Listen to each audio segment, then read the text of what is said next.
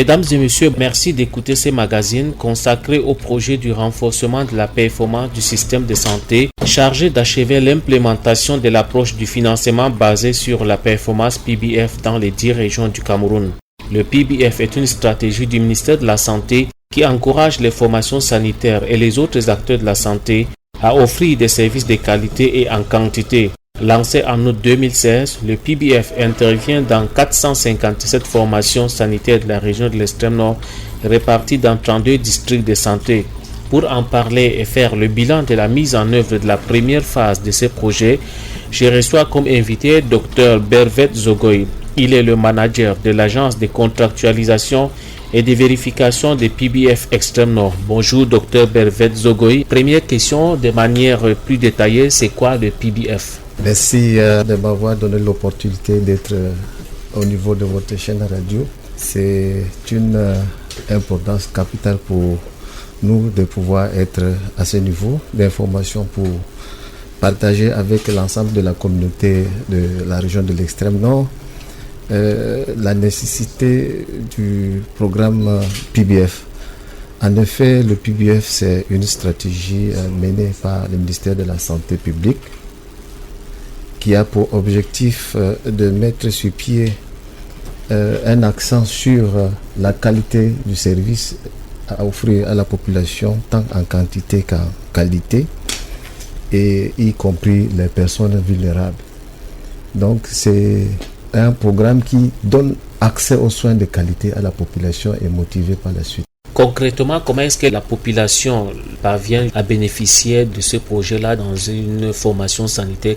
En réalité, le PBF a une autre approche, c'est-à-dire permettre aux responsables de la formation sanitaire de mettre sur pied un programme de santé de qualité qui respecte certains indicateurs choisis par le projet, notamment le paquet minimum d'activité au niveau de formation sanitaire pour ce qui est des CSI, également le paquet complémentaire d'activités qui sont en fait des indicateurs qui doivent être menés au niveau des structures de santé. Et notre objectif ici, c'est de permettre à ces différents intervenants de pouvoir mettre sur pied des données de qualité qui respectent les normes des procédures de prise en charge des malades au niveau des structures de santé.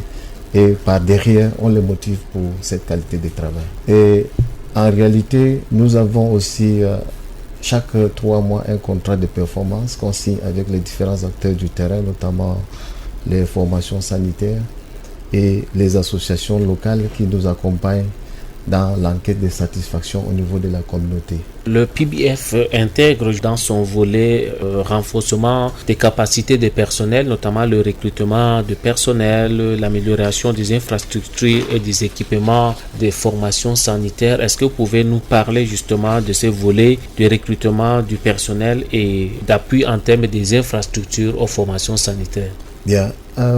Par rapport au recrutement du personnel, effectivement, la région de l'extrême nord, de par le projet de renforcement du système de santé, a bénéficié pas mal des recrutements au niveau des formations sanitaires en termes de ressources humaines.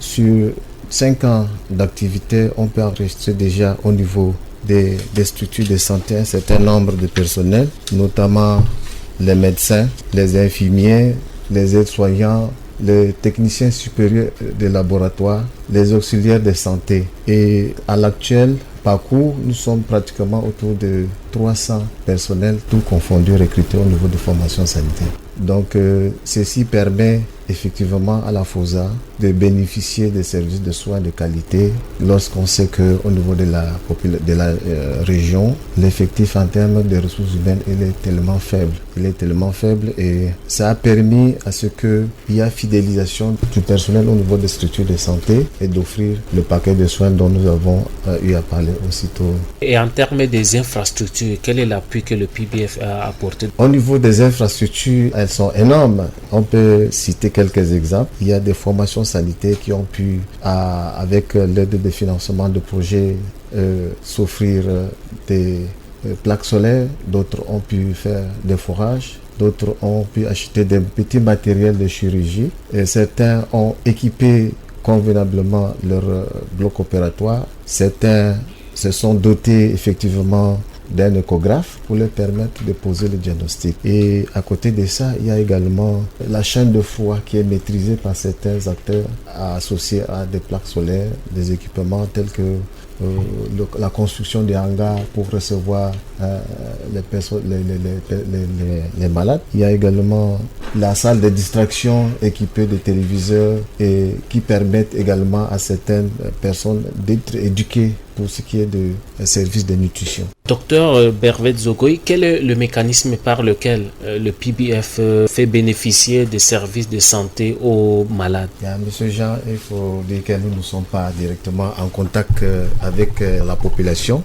Mais par contre, nous sommes étroitement liés avec les responsables des formations sanitaires que nous signons le contrat tous les 3 mois, que nous faisons des vérifications des indicateurs de données mensuellement. Et à travers ces vérifications de données, il y a production de factures qui pourront dans le futur permettre à ces différents responsables de formation sanitaire de s'acquérir d'un certain nombre de plateaux techniques, de recruter le personnel, d'être capable de pouvoir payer le personnel recruté à leur niveau. Et c'est dans ce sens que lorsqu'on a une offre de soins de qualité et une prise en charge adéquate, c'est en ce moment-là que la population qui vient fréquenter le centre de santé en bénéficie du projet. Pour illustrer notre point de vue, en 2018, lorsqu'on a commencé le projet avec Prepes, on a vu une augmentation considérable de la fréquentation en masse de la population au niveau des différentes structures de santé sous PBF. En 2018, comme je disais, il y a eu 568 905 personnes qui ont bénéficié de ces services-là, car en 2021, nous sommes à 1 million, pratiquement 429 214 malades qui ont eu des soins de qualité au niveau des différentes structures de santé. D'un côté, il y a ce qu'on appelle la vaccination qui marque en fait la prévention contre les risques de survenue des maladies. Et il y a un antigène traceur qu'on appelle le Penta 3 que nous vérifions au niveau des structures de santé. Cela témoigne aussi de l'efficacité dans la prise en charge de ces enfants-là. Et en 2018, nous sommes passés de 56 037 enfants ayant reçu le Penta 3. Qu'à la fin de 2021, nous sommes pratiquement à 505 949 enfants. Cela témoigne que lorsque la qualité y est, la fréquentation est également là. Et on a aussi derrière le risque de ne pas perdre de vue ces enfants qui devraient bénéficier de soins.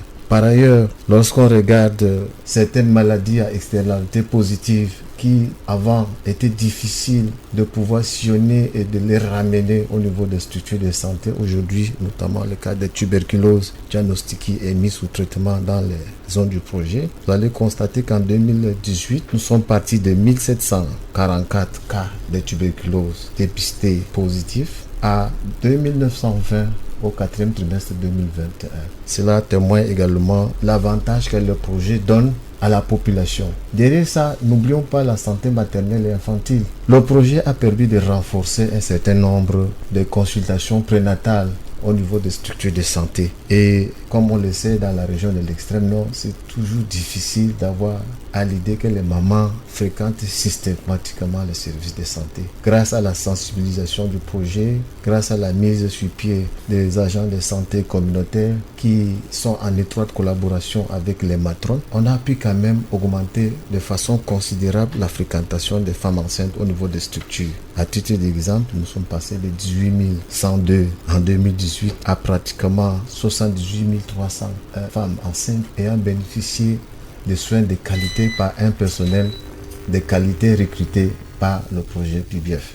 Et comme on le sait, le PBF également prône l'équité dans le soin. Et à ce titre, on a des personnes vulnérables qui n'ont pas accès aux soins. C'est le cas des personnes vulnérables, c'est-à-dire ceux qui, de par leur situation familiale ou sociale, n'ont pas d'argent, mais qui ne peuvent pas bénéficier de soins. Même le projet a donc permis à ce que le nombre de consultations de personnes indigènes pauvres de 2018 était de 29 000 cas, comparativement en 2021 qui est allé à 53 577 cas.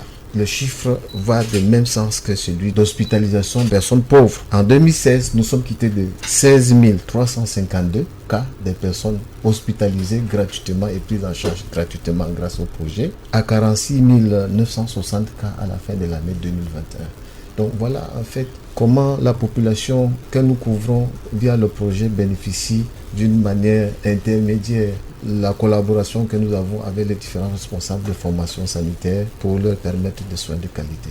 Dr Bervet Zogoy, manager de l'agence de contractualisation et de vérification des PBF Extrême Nord, pour confirmer l'impact des PBF dans l'amélioration des conditions d'administration des soins de santé aux populations, nous sommes allés à la rencontre de Yagi Albert, chef de centre de santé privé catholique de Domayo, dans la ville de Maroua. Dans l'élément qui va suivre, il nous parle des appuis dont a bénéficié sa formation sanitaire grâce au projet PBF. PBF a beaucoup apporté des choses ici au sein du centre. C'est en 2018 qu'on a signé le contrat avec PBF. Avec les subsides que nous avons eus, ça nous a permis à réaliser beaucoup de choses. Entre autres, nous avons équipé le laboratoire avec l'appareil de biochimie, avec le compteur. Au niveau de la maternité, nous avons pu acheter les lits, les tables d'accouchement, avec un popinel. Au niveau de l'hospitalisation, nous avons pu aménager les salles de haut standing et réfectionner aussi les salles d'hospitalisation. Nous avons aussi pu acquérir un groupe électrogène. Dans l'ensemble, moi je dirais que PBF a vraiment amené d'impact. Au-delà de cela, il y a eu des recrutements aussi de personnel, même s'il y a eu l'appui aussi de nos activités quotidiennes. PBF est venu nous booster parce que nous avons eu à recruter 3 infirmiers diplômés d'État et 2 aides-soignants depuis le contrat. Voilà en bref l'apport de PBF dans nos activités. Quand nous venons de signer le contrat, nous étions par exemple à 700 consultations mensuelles et les accouchements, nous réalisons souvent de 50 à 60 accouchements. Les femmes au niveau de la CPN ont enregistré 100 femmes par mois en moyenne. Mais avec la contribution de tout ce que nous venons de citer tout à l'heure, la réalisation aussi de PBF, le plateau technique a été un peu élevé, ça nous a permis d'améliorer la santé de nos populations, d'où actuellement nous avons en moyenne 1200 à 1300 nouvelles consultations et en CPN nous tendons à 180-200 femmes que nous recevons et les accouchements, nous sommes à 100 accouchements par mois et même les soins que nous administrons aux malades, ce sont les soins de qualité parce que ils ont satisfaction. Donc moi je me dis dans l'ensemble le PBF a contribué aussi à améliorer la santé de la population. Grâce au PBF donc, la fréquentation du centre de santé privé catholique de Domayo par les patients a augmenté. C'est le cas d'Ndakdouxia Clément qui exprime ici sa satisfaction concernant la qualité des soins de santé. Je m'appelle Ndakdouxia Clément et je viens dans cet hôpital déjà depuis 1 mois déjà. Et rien que ce mois-ci, je suis venu 3 fois. Quant à l'accueil, ça se passe très bien ici. Ils prennent bien charge des patients et aucun souci à ce niveau. Je suis venu 3 fois avec mes frères et depuis les 2 que je suis venu précédemment avec eux, ils se sentent bien. Ils ont retrouvé la santé et leur troisième est en train de prendre ses soins actuellement. C'est sûrement l'un des hôpitaux les plus propres de la ville, donc à ce niveau il n'y a pas de problème. L'accueil a été chaleureux, donc aucun souci à ce niveau également. Les médicaments, c'était à un prix abordable. On avait tout ici au niveau de la pharmacie de l'hôpital. Il n'y avait pas besoin d'aller chercher en ville. Les membres de ma famille ont retrouvé la santé, je peux le recommander à n'importe qui. Je vous propose à présent d'écouter également le témoignage du chef du centre de santé intégré de Mokyo.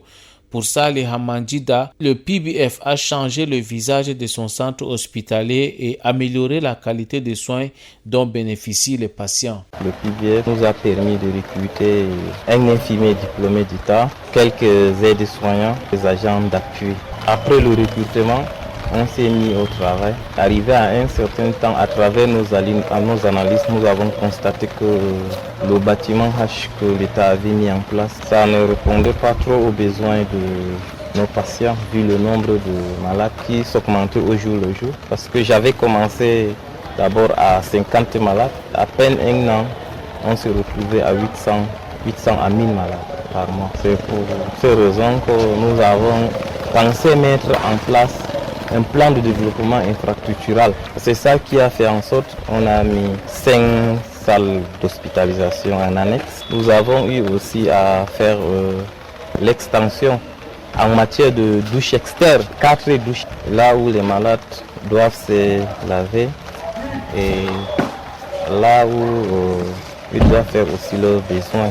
Et dans le même ordre d'idée également, vu le fait que notre salle d'accouchement est un peu compacte, nous avons aussi pensé à mettre un bloc de maternité. Donc ça c'est de 2018 jusqu'à nos jours, le bloc de maternité.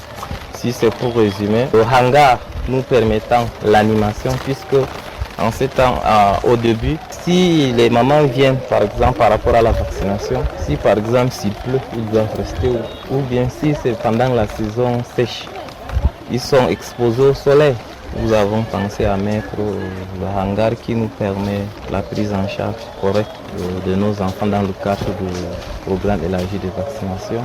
Vous avez vu aussi le petit magasin pour les intrants de la malnutrition, puisqu'il y a des critères de conservation de ces intrants. Donc nous avons pensé aussi faire un petit magasin. Si bien qu'on a eu à faire quelques investissements, maintenant ce qui nous attend maintenant, par rapport au bloc de maternité qui est mis en place, il y a quelques points encore à finaliser. Après cela, il nous faut des équipements pour maintenant déloger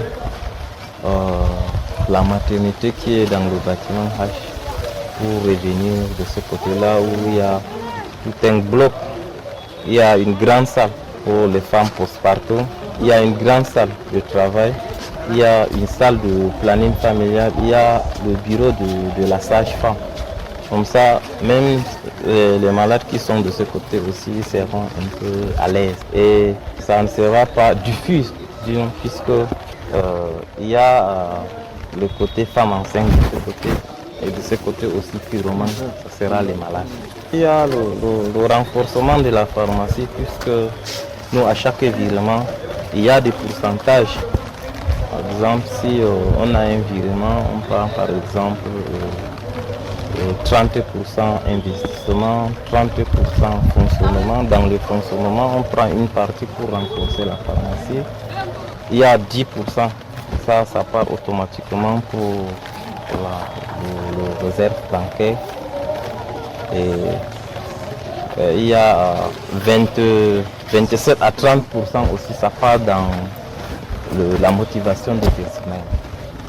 La moyenne, c'est entre 400 et 500 malades que nous recevons par mois. Docteur Bervet Zogoy, est-ce que dans le lot des services de santé que vous offrez, il y a des spécificités liées uniquement à la région de l'extrême nord? Spécifiquement lié à la région de l'extrême nord, peut-être que oui. Si on regarde un peu le nombre de cas de femmes avec des risques de grossesse, cette situation a considérablement amélioré, puisque lorsqu'on regarde les indicateurs de suivi de projet, on va se rendre compte que le nombre de femmes ayant bénéficié des méthodes de contraceptives modernes pendant le projet a aussi augmenté en termes de chiffres. C'est pour ça qu'à la fin de l'année 2021, nous sommes allés jusqu'à 94 454 femmes ayant bénéficié de ça, ce qui a permis de réduire d'une manière ou d'une autre les risques de mortalité maternelle. Ok, nous sommes pratiquement arrivés au terme de cette émission. Peut-être une dernière question. Quel est le message que vous souhaiterez passer dans un premier temps aux malades et dans un second temps aux formations sanitaires et autres acteurs qui vous accompagnent dans la mise en œuvre de ce projet? Notre fierté d'abord pour ce que nous avons pu faire au niveau de la région de l'extrême nord. Comme vous le savez, la région de l'extrême nord suit directement en termes de population en général la région du centre. Nous couvrons pratiquement 5 107 209 habitants avec 32 districts de santé, ce qui fait qu'il y a un défi énorme que nous avons pu quand même surmonter, notamment les barrières naturelles, la satisfaction également des usagers, c'est-à-dire de la population à travers l'enquête de satisfaction communautaire, où la moyenne de satisfaction tourne autour de 80 à 70%. Ça, c'est déjà une fierté pour nous. La fidélisation des personnels qualifiés et recrutés dans le projet au niveau des structures de santé, même quand par moment il y a un peu de découragement, qui a permis de donner un sens aux chiffres que nous avons évoqués dessus. Il y a également la motivation même du personnel déjà sur place, grâce au mécanisme de primes de performance qu'on donne à ce personnel-là qui permet de galvaniser et de donner des résultats de qualité. Maintenant, pour le défi, c'est une question aussi. Oui, le second volet de la question, quel message adressez-vous aux formations sanitaires et d'autres acteurs de la santé qui vous accompagnent dans la mise en œuvre de ce projet PBF? Le seul message que je peux dire à nos confrères des chefs de centre, c'est de garder à l'esprit que l'autonomie de gestion est une école que nous avons su mettre sur pied. Et quand on parle de l'autonomie de gestion, on parle de la transparence dans la gestion des biens publics qui est suivie de près par le projet également. Cela permet non seulement de maintenir l'équilibre social, mais également de motiver tous ceux qui sont impliqués dans le cadre de l'amélioration des services de soins au niveau de la population. Docteur Bervet Zogoy, manager de l'agence de contractualisation et de vérification PBF Extrême Nord, merci d'avoir accepté de répondre à nos questions, mais surtout d'avoir édifié les populations sur ce projet qui est mis ici en œuvre dans la région de l'Extrême Nord. C'est nous qui vous remercions. Mesdames et messieurs, c'est la fin de ce magazine consacré au bilan du programme basé sur les performances PBF dans la région de l'Extrême Nord. À la présentation, je suis Jean Aregema. Au revoir.